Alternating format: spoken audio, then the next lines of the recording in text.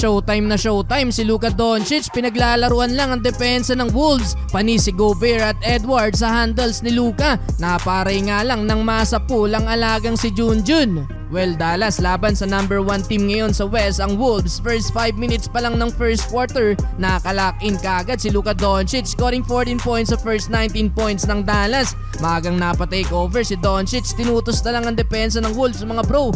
Naipasok pa tong tres kahit tinamaan sa mukha si Luka. Still no Kyrie Irving, kaya naman solong-solo ni Doncic ang opensa. Napa 2 small gesture pa ang teammate niya sa bench na technical nga lang si Luka under 3 minutes nang mapareklamo sa referee. Kahit clear naman na may foul ang bantay ni Doncic, frustrated mga bro si Luka at parang may pabaong pangasar pa sa official bago ilabas. Under last 2 minutes nagpahabol pa ng 5 points si Luka. Total of 19 points sa opening quarter, may kasama pa yung 4 assists. Lamang din ng 7 ang Dallas, 33-26. Second quarter napa-flex si Kyrie Irving sa bench ng Dallas after ng layup na to ni Jaden Hardy. Though heto na ang paghabol ng Wolves, nagpaulan ng 3 points mga bro ang big man na si Naz Reid. 19 points off the bench ang sentro na to, shooting 5 of 6 beyond the arc. Siya din ang leading scorer ng Minnesota. Nagawa nilang makalamang sa last 2 minutes. Yun nga lang, to the rescue si Doncic at kumana ng 6 straight points para sa Dallas. Pinanis pa ang depensa ni Towns, may patitig pa sa kamay si Luka. 60-59 end of second quarter.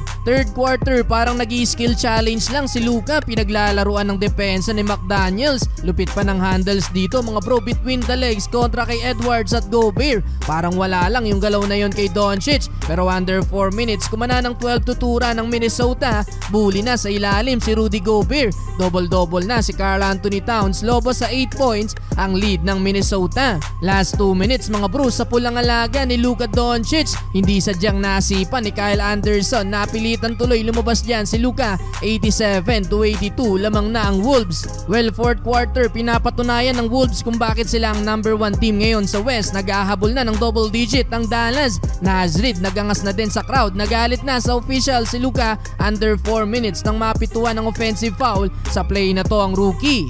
Well, after niya unti-unti nang nawala ang momentum ng Dallas hanggang sa lumobo pa sa 16 points ang largest lead ng Wolves. Hindi na din nakabalik dyan ang home team mga bro at sa uli panalo ang Minnesota.